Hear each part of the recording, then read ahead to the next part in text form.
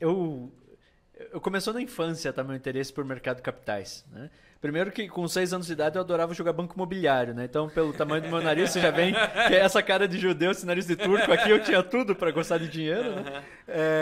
Então, na verdade, eu sempre tive meu pai como meu herói, né? Toda criança tem. E ele lutava.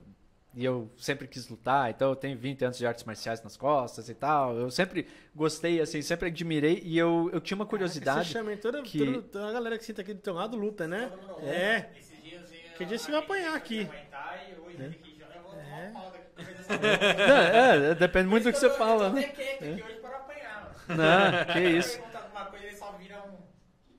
Não, que isso. Não, Deus o livre, estão gravando.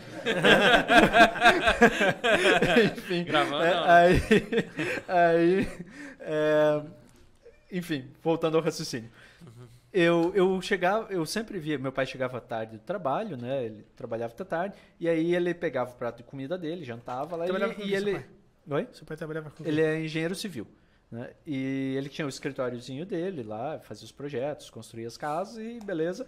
E ele chegava de noite, pegava a janta dele, comia, e ele ligava a TV, sentava no sofá, e era o horário do Jornal Nacional, né?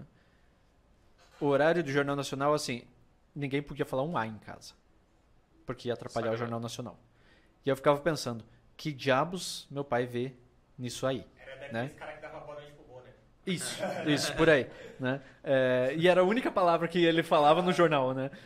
Então, e eu ficava olhando aquilo e falava, mas o que tem de interessante nisso, né? E eu resolvi assistir um dia, eu tinha uns 12 anos de idade, 11, 12 anos de idade, eu resolvi assistir o jornal com meu pai. Puta coisa chata, né? E até que uma hora apareceu lá, o dólar subiu, a bolsa caiu, não sei o quê, daí eu vi uns gráficozinhos e eu falei, pô, legal isso daí, né? Eu gosto de número, eu sempre gostei, né? E de dinheiro e tal, e resolvi assistir de volta. Daí eu falei, pô, mas subiu. E daí o outro dia caiu e subiu, e depois subiu de novo. Mas o que é isso, né? E minha mãe não pagou psicólogo e eu entrei no mercado aos 17, né? Então, eu comecei a assistir o Jornal Nacional aos 12 para ver bolsa e dólar. Caramba. E aí eu sempre gostei de trabalhar. Então, nas minhas férias da escola, eu trabalhava. Pô, uma vez minha mãe quase me matou porque eu saí vender geladinho. Eu tinha uns 7 anos de idade. Eu juntei um monte de geladinho que minha avó fez, botei no isopor e saí vendendo na rua para fazer dinheiro. Empreendedor desde cedo, né? E coitado da minha mãe, né? Aí voltei de noite, né? E cadê o João Guilherme? E, enfim. Então, assim, eu sempre fui de guardar o meu dinheiro. Sempre gostei de guardar, não gostava de gastar em coisa que eu não achava que era essencial, porque eu gostava de ter dinheiro. Não sei por que eu gostava, né? Essência, né? E aí, eu entrei no mercado aos 17, eu comecei a investir em ações, né? E isso era 2007. Então, apesar da minha lata acabada, né? Eu sou um carro de prefeitura, né? Bom de ano, ruim de lata. Então, assim como meu colega aqui do lado, né? Não sei se vocês estão rindo, mas vocês não podem falar muita coisa também, né? Então, tá todo mundo junto aí. E aí eu comecei a investir em ações e veio... Cara, eu entrei num fundo de Ibov. Primeiro foi Bova 11. Depois foi Vale. Já recuperou? Já recuperou? Não. E aí que tá. O que aconteceu? Eu fui gradualmente estudandinho um pouquinho e tal. Primeiro comecei lá com fundo passivo. Aí eu fui estudandinho, entendendo alguma coisa, blá, blá, blá. Né? E o negócio só andava de lado, né? Eu olhava o histórico passado, só subia. E depois que eu entrei, só andava de lado. E chegou 2008, daí não andou mais de lado, né? Chegou final de 2008, só caiu. E aí eu quebrei pela primeira vez. E eu descobri que existia mercado futuro. Falei, porra, os caras lá estavam vendidos em índice, né? E ganhando esse circuit break maldito. E eu aqui só tomando na tarraqueta. Eu resolvi que também ia entrar, vendido no meio do caminho lá. Tá todo mundo... tava gente chorando porque tava todo mundo termado, apostando numa alta homérica que nunca veio, né? E fugindo da corretora porque ficou com saldo negativo. Ou tava os caras mentindo lá que estavam ganhando um monte de dinheiro, né? E eu falei, vou entrar nisso também, né? Fui lá, botei minhas ações em garantia e entrei vendendo contrato. Nem sabia o que era. Vou vender isso daí, carreguei por vencimento e recuperei. Eu falei, pô, mais sorte que juízo, né? Falei, cara, eu vou estudar isso daí, né? Porque logo depois eu recuperei, daí eu vendi de volta e o mercado começou a subir e eu comecei a devolver. aí eu descobri o que era stop loss. aí eu estopei e eu fui estudar.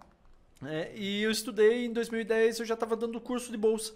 Eu fiz alguns cursos, estudei, sempre gostei coisa de 2 anos. Então, e legal. Aí eu virei assistente de um professor, que é um amigo meu, e a gente começou a dar curso e eu comecei a ganhar um dinheirinho ali, e eu era um jovem com muita vontade de fazer as coisas, né? Pobre, morava sozinho, tinha faculdade à noite, trabalhava de dia, ainda dava curso no final de semana para ganhar um pouco a mais, fiz um concurso público, passei, dos Correios, eu descarregava caminhão lá, era agente de triagem, descarregava caminhão, separava as encomendas lá, fazia esse trabalho, muitas vezes de madrugada, descarregando caminhão, menos 2 graus naquele centro de entrega maravilhoso, com aquele ventão assim, vindo os caminhões e a gente descarregando, tá? Por que as compras atrasam tanto assim? Olha, eu vou tomar um processo do Correio se eu falar. Tá? Melhor eu não entrar. Melhor não entrar porque eu me demiti, tá? Então não vou entrar no mérito. Então você deve saber o quanto eu gosto dos Correios. Enfim, aí eu fiquei lá, mas eu era extremamente infeliz nesse trabalho. E o meu sonho era o mercado de capitais. E eu resolvi chutar o balde, largar tudo e correr atrás do que eu queria. Porque eu tinha uma filha nenê. E eu precisava... Que foi isso? Isso foi 2011. 11 para 12, foi por aí. Em 11 eu estava nos Correios. Em 2012 eu resolvi tirar certificações e fazer esse movimento de saída e pedir demissão e tudo mais. Já passava na sua cabeça assim, ser um dono de um escritório? Não tinha a menor ideia de que era um escritório. Não, eu queria um estágio no Itaú. Um estagiário do Itaú ganhava mais do que eu, que era concursado público. Entendeu? Eu tive que correr 2,8 km em 10 minutos para poder ganhar o salário de fome que eu tinha. O estagiário do Itaú trabalhava no ar-condicionado, eu estava na faculdade, eu também queria. Né? Aí eu fui, inclusive foi assim. Né? Eu queria sair, queria ir para o mercado de capitais. Eu queria trabalhar em banco. Né? E porque banco era o que existia, né? Não existia muita outra coisa. Eu sabia das corretoras e tal, mas, interior do Paraná, você falar de corretora, o cara acha que é vendedor de seguro, né? Só. Né? Fala, e tá quanto que sai o meu seguro do meu carro aqui? Né? Você fala corretor. Ou vender casa. Né? Enfim. Fui até o Itaú, o gerente da agência me falou, cara, tira a CPA 10 que eu te contrato. Falei, beleza, vou ver essa certificação. Fui lá, me inscrevi na CPA 10, falei, eu já dou aula de bolsa e tal, eu devo entender pelo menos o suficiente, né? Fui lá, fiz a prova e tirei 96%. Assim, vamos testar, né? Fiz a prova, voltei 10 dias depois pro cara lá, falei, tá aqui, fiz mais de 90% na prova. Eu, sério? Eu falei, aham. Dele, legal. Eu falei, então, posso contar com o estágio? Dele, então, vai abrir uma vaga. Eu falei, tá bom, né? Então, espero. Ele, aham. Falei, então tá bom, vou esperar. Né? Aí, pensei, quer saber? Eu vou fazer mais uma certificação. Vou fazer uma certificação melhor, né? Porque eu já estava ensinando algumas pessoas a investir num cursinho particular, dava meus cursos de bolsa, já estava ganhando o que eu ganhava no Correio, ganhava já por fora, só no final de semana dando aula. E pensei, vou investir nisso daqui, que é a minha saída, né? Isso aqui eu gosto de fazer. Eu ficava assim, domingo, que era o único dia que eu poderia, teoricamente, dormir pelo menos 7, 8 horas, eu dormia as 4 horas habituais que eu dormia e ficava estudando mercado, fazia um monte de análise quantitativa, estudava estatística pra caramba, criava setups, etc. E aí fui lá fazer outra certificação. Falei, vou fazer a CPA 20. Daí eu parei, pensei, falei, não vou fazer 20. Vou fazer agente autônomo, que é a mais difícil. Né? Me falaram que era mais difícil, não sabia. Né? E porque se é uma escadinha, 10, 20, aí agente autônomo junto de CEA e gestão e tal. Falei, vou pular um degrau, porque se eu tirei 96% sem estudar, então vou pular um degrau e vou estudar, né? Pulei um degrau, estudei por uma apostila gratuita que tinha na internet, que estava defasada em uns 10 anos. Tinha até erro ortográfico, tinha erro de concordância, tinha erro de tudo, tá? A coisa que menos tinha era a questão certa, tá? E estudei, fiz o meu deverzinho de casa, Deu de nortezinho, tudo. né? Deu norte. Não sei o que, entendi, né? O bom que a parte que era obrigatória ali já estava certa e a parte de ações e futuros eu já entendia. Então eu tinha muita probabilidade de passar. Fui lá, fiz a prova, passei. Aí fiz a prova e falei, agora eu tô meninão, né? Agora eu sei que eu sou bom no que eu quero fazer. Agora eu vou voar. Né? Agora eu vou voar, vou me demitir. Né? Eu tinha uma verdadeira depressão de... Foi quanto tempo entrar. lá? Nos Correios? Cara, eu fiz um ano de estágio, um ano como concurso. Então eu fiquei 2 anos 2 na anos. prática. E aí eu fui lá, me demiti, né? Eu tava com muita vontade de me demitir. Imagina. Muita vontade mesmo, né? Me demiti e assim, vou dar consultoria, coach, e o caramba, né? O Ronaldo é coach também. O Ronaldo ele é Não, mas, coach internacional. mas Que- coach qual que é o de... episódio hoje? É o 20º? Hoje é o 20º. Hoje é o E- 20º. 20ª vez que você lembra disso. O Ronaldo ama coach. mas ele não é daqueles coach que Não, faz não, a galera ficar dando grito e passar vergonha e tal. Entendi. Daqui a pouco eu vou ser processado pelo José Roberto Marques. Eu não citar nome aqui também. Agora vai. Eu amo. Admiro muito. A profissão que eu sou, cara. Recomendo. Os meus inimigos. Ele chega e fala, galera, vamos fechar os olhos, imagine a cor azul, fica todos esses papos de mesmo que chega. Faz uma constelação familiar, umas paradas assim, entendi. Enfim. Constelação. Aí- Ai, velho, eu não sei o que uma coisa tem a ver com a outra, mas eu tô sendo aleatório, tá? Eles também são. Então tô fazendo certo. E aí eu resolvi me demitir e virei consultor. E eu era cliente de uma corretora, eu levava meus clientes de consultoria, estruturava carteira para eles, avaliava os objetivos. Já assim, num trabalho muito de entender quem era o cara e como eu poderia ajudar, né? Cobrava por hora. Eu levava esses meus clientes para essa corretora onde eu era cliente. E aí, eu era um trader que ganhava dinheiro, eu dava curso de bolsa e eu levava cliente de graça para eles. Qual que era a questão óbvia que eles tinham a fazer? Me oferecer um cargo. Né? Falei, vem trabalhar com a gente. Falei, beleza, vou, né? Ótimo. Poxa, maravilha. Fiquei meio mês desempregado, né? Fui lá. E aí comecei a trabalhar, comecei a performar muito bem mesmo. Fiz esse trabalho de ensinar os clientes sobre bolsa e tudo mais. Comecei a construir meu nome. E eu vi que assim, a política de alocação não era condizente com o que eu acreditava que era o certo. Não chegamos a um consenso com relação a isso. Pedi para sair. E fui montar a Apollo. Né? Fui montar a Apollo novamente com uma mão na frente e outra atrás. Isso já em 2013. Quanto tempo você ficou nessa corretora? 6 meses só. 6 meses? E fui responsável por 70% da receita do escritório em 4 dos 6 meses. Sei fazer isso, né? Sei fazer esse negócio. Nessa época você já tinha. Você começou meio do zero, assim, sem ter Total. muita experiência. Você já tinha essa noçãozinha da função que você tinha dentro do mercado ou só depois que você foi Não tinha noção nenhuma. Foi só Eu ia fazendo, era o que eu tinha para fazer. Tava dando certo. mas Executor. Execução. Cara, eu- é um período completamente diferente do hoje. Do Não, outro, cara. total, Acho total. Que, imagina a dificuldade que você tinha de chegar no cliente, o cliente te ouvir. Nossa. Cara, que Chega. dificuldade. Se hoje tem um agricultor com 3 milhões na fazenda, pense 7, 8 anos atrás. Quem que falava de corretora? Não existia propaganda de corretora na TV. Não existia. Não, ações era gambling. Ações, falava de ações, o cara falava, se já ouviu falar da Coroa Brastel? Já ouviu falar do Banco Bandes? Ele vinha com esses papos assim, você falava, né? De época do, sei Caramba. lá, década de 70, 80, entendeu? O cara vinha com Eletrobras. Muitos vinha bancos com- também, né? Real, HSBC, Sport City. Naquela época? Porque hoje a gente tem uma migração muito grande para a bolsa, muito por conta da taxa de juros baixa. Naquela época a gente não tinha taxa de juros baixa. Não. Ainda tinha mais A menor. desafio pra você vir.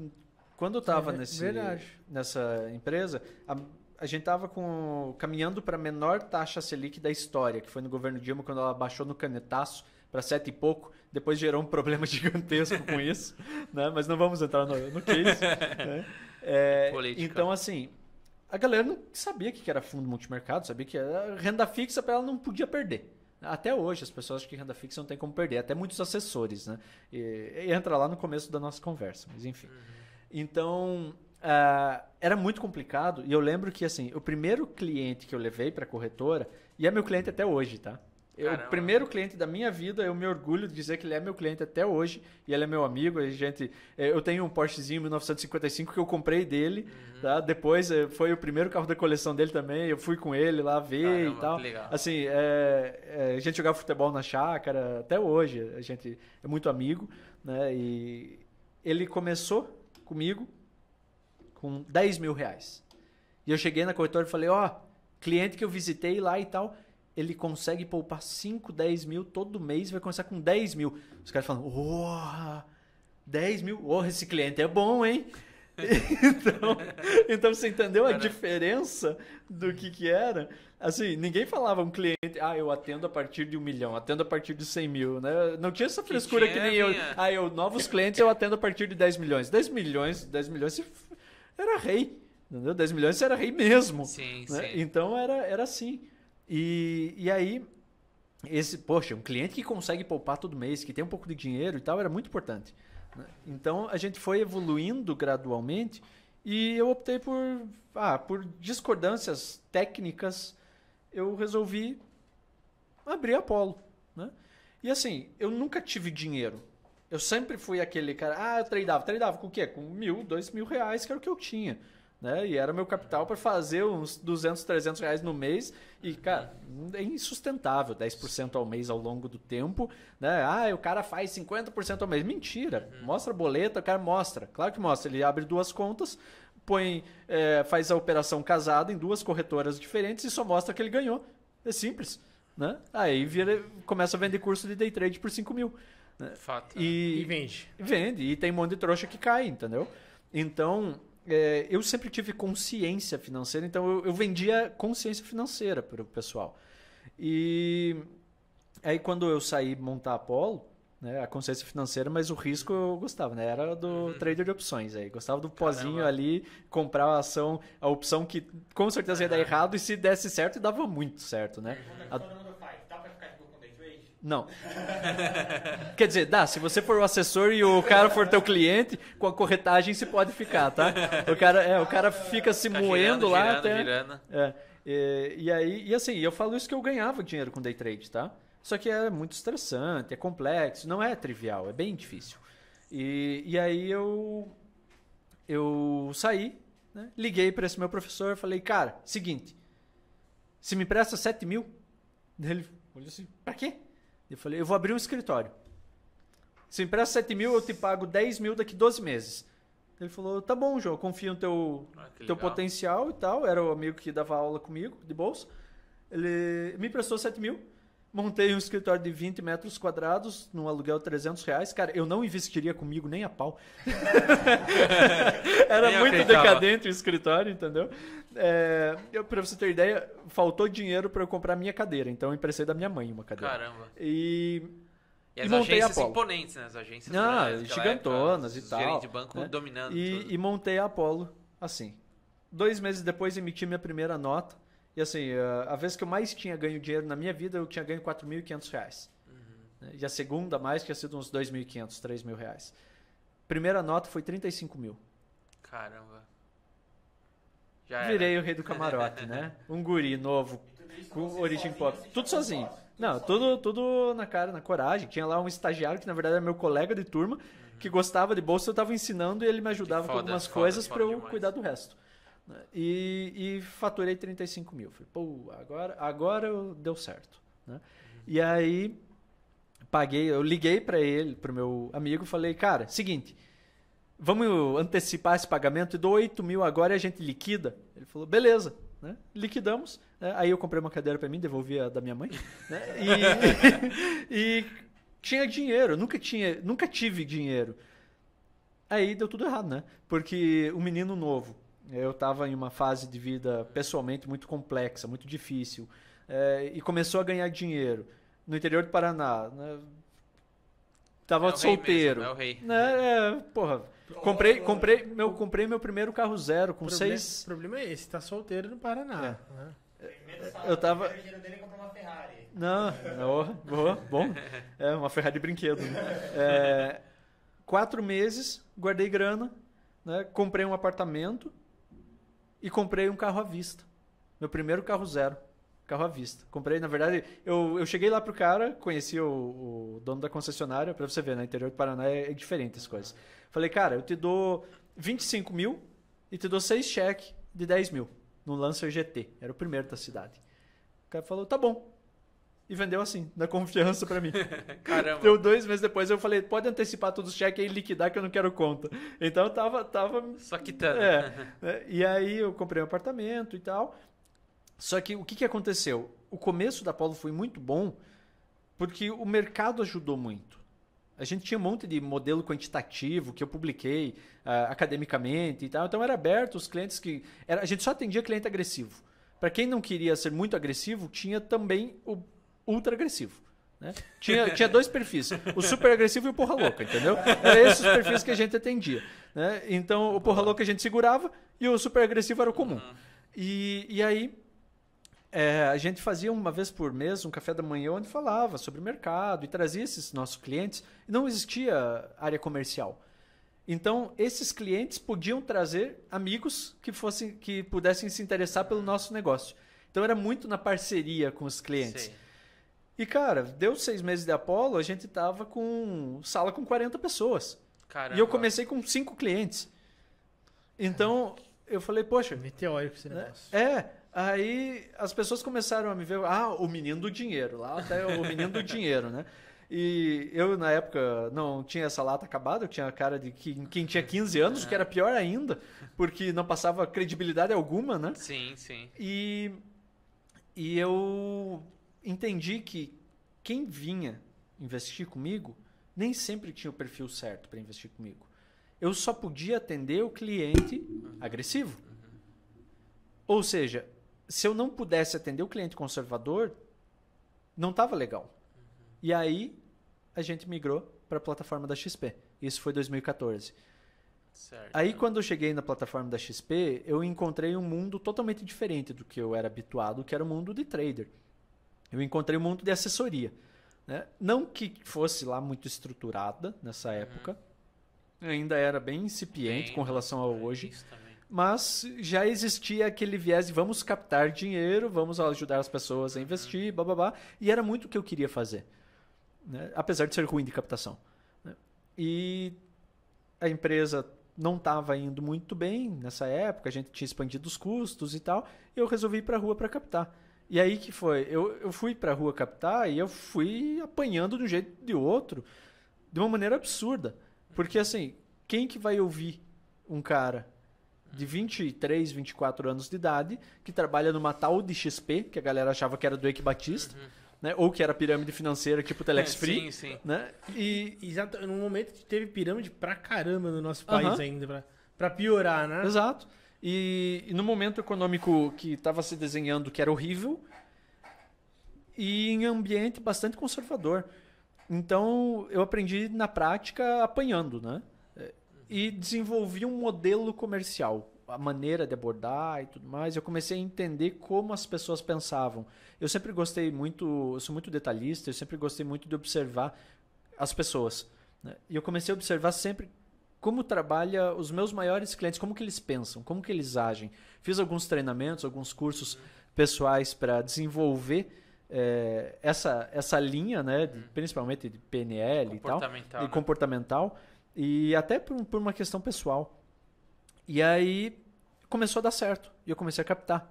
Daí um mês eu captei 20 mil, no outro mês 50, no outro 100, daí voltou para 40, daí já pensei, puta, sou fracassado. Aí no outro foi 200, daí foi 300, aí foi 400, e depois nunca mais parou.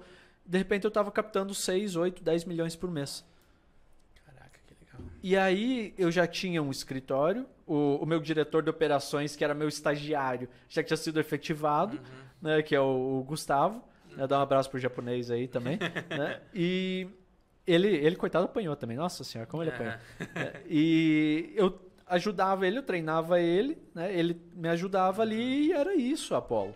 E a gente galgando dia a dia, correndo atrás e conseguia trazer o cliente. De repente a gente começou a ver que a gente conseguia fazer a diferença na vida do cara que tinha mais dinheiro do que a média do nosso cliente. E com isso nosso ticket médio começou a evoluir, porque esses clientes com mais dinheiro começaram a contar de nós para outros clientes.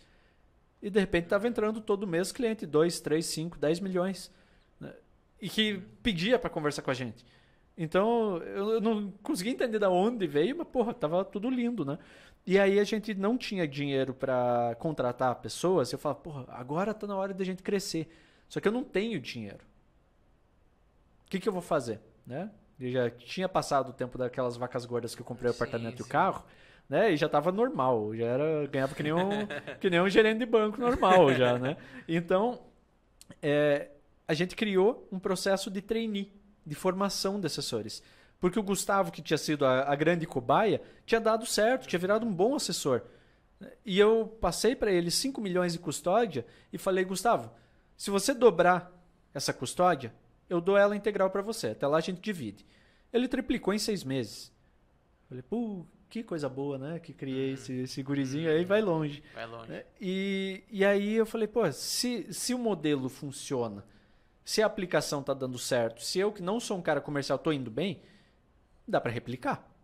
Né? Replicável.